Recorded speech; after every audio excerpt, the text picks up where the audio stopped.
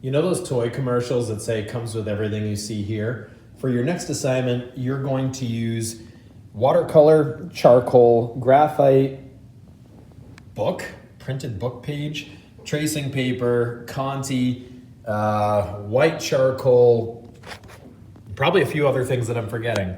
What do these things have in common? You're gonna figure it out. How is everyone? Typically, I break the process into a series of videos that focus on different aspects at one time, but this time I'm going to put the entire production process into one video and break it up into chapters. So it's a lot of information, but sit tight, or should I say, hold still. I don't know, I didn't necessarily think I was going to set it up that way. I just thought it was funny. All right, here we go. Let's go. You're going to begin the process by selecting 9 objects amongst your table mates. I actually started this demo 3 years ago, and some of the objects no longer exist. But I've got a couple of them. So we're going to take our rotary phone, typewriter. I mean, this is for the sake of the demo. You'll figure your own objects out. This pretend bag of coffee grinder, and there's the Old Man Award, which no longer exists. At any rate, all right, so there's our still life. Things are pointed towards you in 2-point perspective, and you're just going to draw it. How are you going to draw it? That's up to you. You've only got one class to do it. So you might decide to do a contour drawing. You might decide to just sketch it out. You might use graphite. You might use a ballpoint pen, as I'm using here. However you decide to do it, you should know enough in terms of your past experience how to draw this still life. If it bends and warps in a whimsical fashion because you're not measuring or anything, like that's fine. If you know about how angles and proportions work, you're welcome to do that. But once again, bear in mind, you're only being allotted one class period for this, so you've got to trust your instincts, your past experience, and get it done. I've never used pen and ink before. I should probably do a separate tutorial on that. However, essentially, you take the pen nib, you take the holder. The way you hold it is convex, like an umbrella. If it's upside down, it's going to dig into your paper and the ink won't release. You want to be able to hold it so that the tines split and allow for the ink flow. All of your materials go to the right if you're right-handed. If you're left-handed, all of your materials go to the left. You're not going to ink this in a typical fashion where everything is cut off and isolated. You want to actually allow breathing room. Some areas are going to have a dotted line, and think about weight, think about overlap. So the front of this disc, this is coming forward. This is in front, so I'm actually going to ink that to say this is in front. These elements are in front. So a lot of this gets inked. Most of it gets inked. I'm just doing this quickly so you can see it.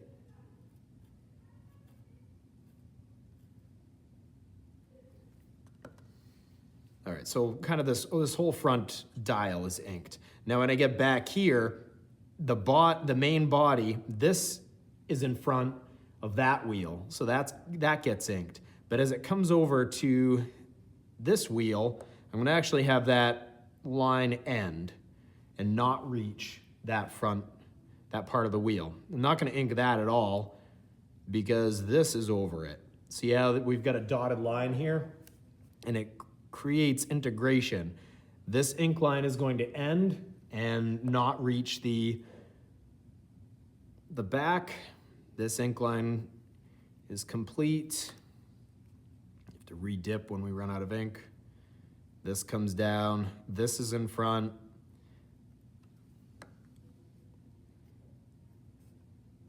The ink line stops. It doesn't reach this edge to show that this is in the front.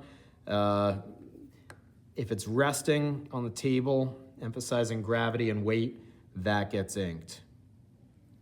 Again, I'm doing this very quickly because the demo that I started in 2021 is waiting for me. And I think that this is an easier part of the process. Most media that we're going to work with on this assignment will only be used for one day. So you're gonna have to kind of work quickly. The exception to that is the book text application. That's a longer process, so we'll get into that in a moment. That was all fast to you. It's because up to this point, it is a fast process. So this is my 2021 demo, and parts of it are actually complete. This was done in 2021.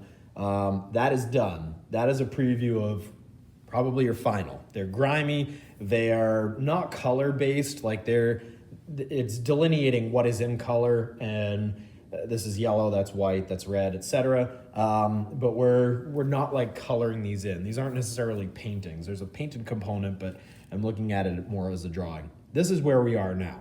This is going to take the most amount of time, multiple days, possibly 3 or 4, depending on the way things go. How does this process begin? We put our tracing paper down, and do you see on the object where our darks are? If I quickly bring this up to my actual working eye level, this is darker, this is lighter. This is darker, this is darker, this is lighter. Essentially, you're going to use the newsprint, or if you don't have access to newspaper, you just get an old novel, which is what I've done here. This was newspaper, but we didn't have newspaper, so here's the book. You're going to essentially map out your darks. I'm going to trace the shapes that I see that would be newsprint. We have to think about enclosed shapes. You can cut out a shape, you can't cut out a line. So we're just mapping out the shapes that we see that are shadows. And some of these I can generalize. This entire disc is going to have to be newspaper. Okay, so maybe that's the extent of our newspaper shapes.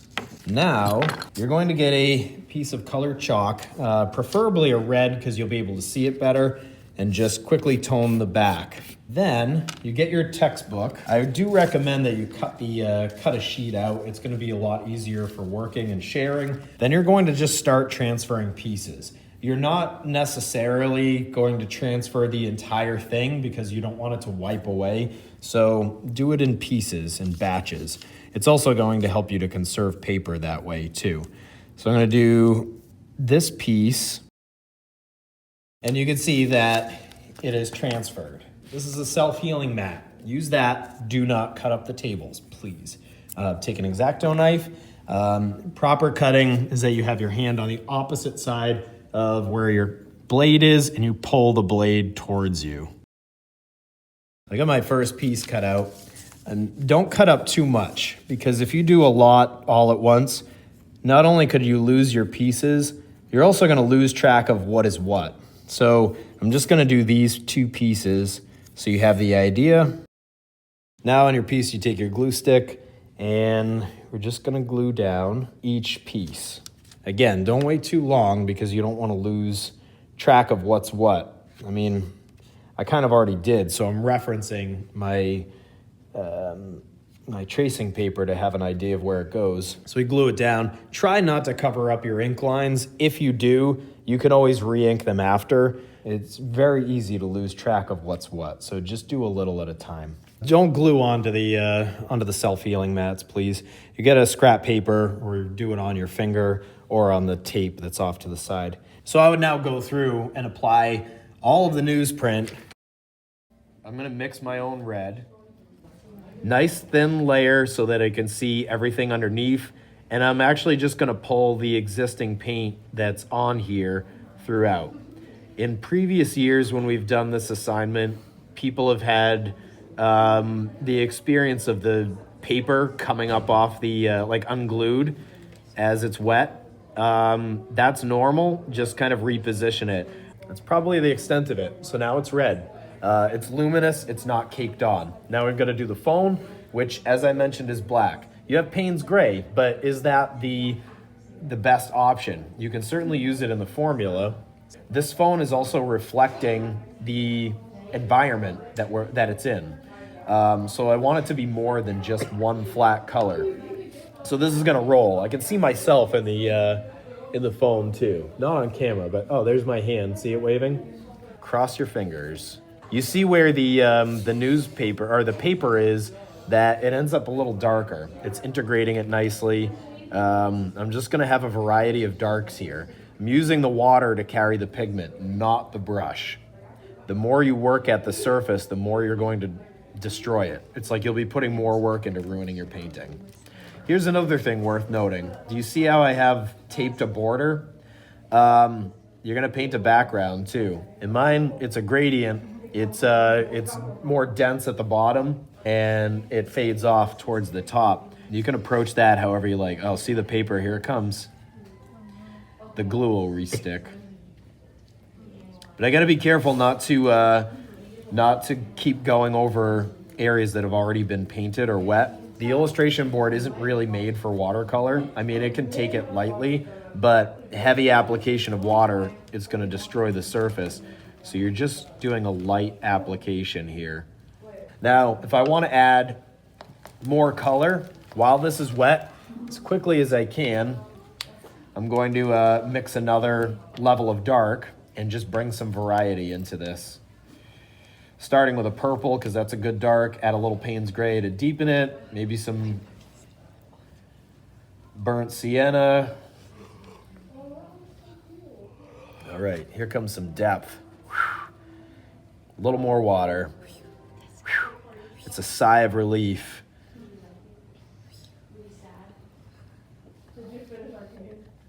You know when you're like, am I doing this right? You don't have time for that question. You're just doing it. Rely on your instincts. Think of it as you spent so much time doing the paper, now you're playing catch up. So it's like, all right, go, go, go.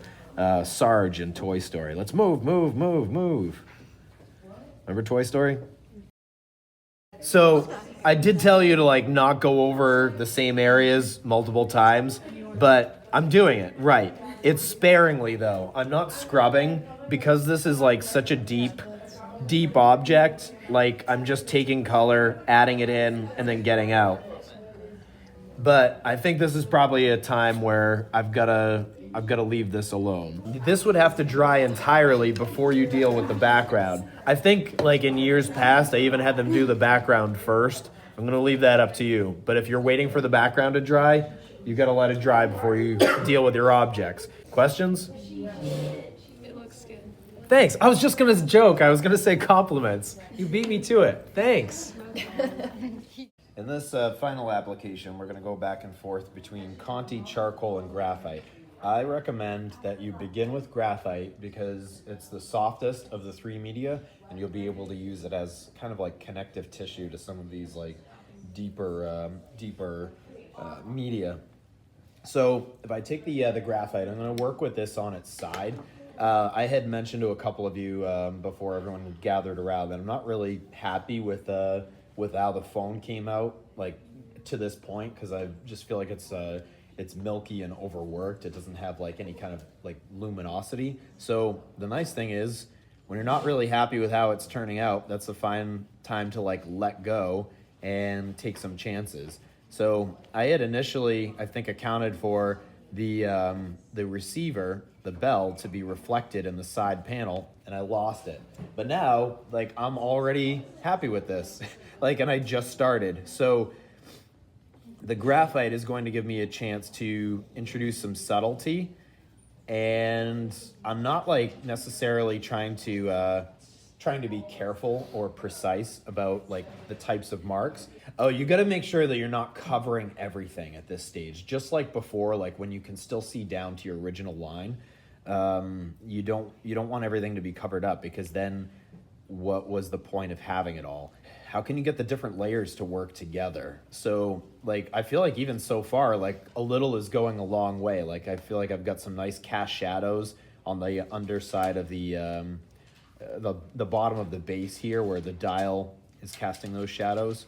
That's working for me. And like early morning when I'm not like hyper focused yet, I don't feel like I'm working on a final. It's like I'm not tense. So if you've been going through your process feeling like, all right, well, whatever happens, keep that going because that's one of the strengths of this is the energy. I'm drawing actually one of you right now. I'm not going to say your name since I'm recording this, and I don't want to respect your privacy. But that's you reflected here. So if you notice that your object is reflective, what do you see that's causing those reflections? If it's absorbing light, how does that work? Here's all of us. I can, you can't see it on the camera, but I'm waving there. So all of us who are in this line are reflected here in this bell. So just ask yourself as you're applying this deeper lighting, what is it that's causing it? If you're just kind of adding it in, I don't really like the term willy-nilly. It just sounds strange, but there it is. If you're just applying it willy-nilly, I don't think that you have an opportunity to bring it to the next level and elevate it, because you could show the viewer what you're actually looking at by demonstrating that. All right, I would treat the entire thing with graphite, and honestly I think that can go further, but at that point I can move on to charcoal. Couple options. Personally, I would not go anywhere near compressed charcoal. I think that is going to take over the entire piece. Try vine charcoal or charcoal pencil, or both. I think I'm just going to lightly touch some of this with the vine charcoal for subtlety's sake. And any areas that I touch with this, I'm just going to try to work it in with my fingers so that I get a sense of soft activation, so it gets a little bit darker in those areas. You got to look at your contrast from far away. Just going to deepen some of the contrast that I had before. With the charcoal pencil, it doesn't have to exclusively be linear, but this is a great opportunity to really emphasize the contrast. I got to kind of keep an eye on my other objects too. This is the one that I thought was finished. If this ends up super contrasted and darker, it's going to detach from the typewriter. It is a darker object because it's black and the typewriter was primarily white, but I still should have, even though this is white, I should still have a solid range of contrast. So you might have to work back and forth between your objects. All right, I'm jumping around because that's what I want you to do. It's not just my hyperactivity. But you have to kind of work the entire thing simultaneously. I wouldn't necessarily say you got to work all of your objects at the same time. I'd probably work one object at a time, which is what I'm doing. But it does make sense that if you're in the graphite stage, you treat everything with graphite, then you treat everything with charcoal. That way, everything is being brought up together. I'm kind of using the charcoal pencil as in a scumbling fashion, so it's scratching across the surface. This phone is painted black. However, as I mentioned, it's reflecting the world around it. So I can find opportunities to incorporate this sepia Conti, and it might be a good idea. And it might not. Yeah. I think that's a good idea. Just to add notes of warmth that'll also tie it in with our surrounding objects. Now the part that I've been looking forward to the most is the white. I am going to go back in with this a little bit just to strengthen some of the definition here. That happened. Hey, that happened too. All right, so you might even revisit the glue stage. It's fun. Yeah, remember that. Okay, now the white. Hooray! Wait till you see this thing come to life. Maybe it won't. We'll see. It's not going on. Oh, sort of. Okay. Okay, subtle. It's use it sparingly. A little will go a long way. Oh, that is coming to life. There's no singing this afternoon, right? While they're cleaning. What do you mean there's no singing? It's not like Annie. A whistle while you work situation. This isn't Annie. Perfect. Wow. Yeah, they do. It's a hard knock life. Yeah, no, we're not doing That's that. hysterical. Wow. Yeah, I wouldn't be able to stay. Okay. No, we're not. It's not that I'm the Von Trapp, Captain Von Trapp, and I don't want any singing in my presence, but it might be a little too much. I still need to do a back and forth because the receiver is being absorbed into the body of the phone. And as I look back at this, I see that needs to be way darker because I'm losing it. So you can work back and forth between your media. So like that makes a pretty big difference right there, but it's got to be distributed up more. So it's a back and forth between these last three media to bring it to life and activate it. Can I start? Yep. Thanks so much for watching. If you have any questions, please feel free to ask me in person, or you can email me, and you can always refer back to this video as necessary. All right, see you tomorrow.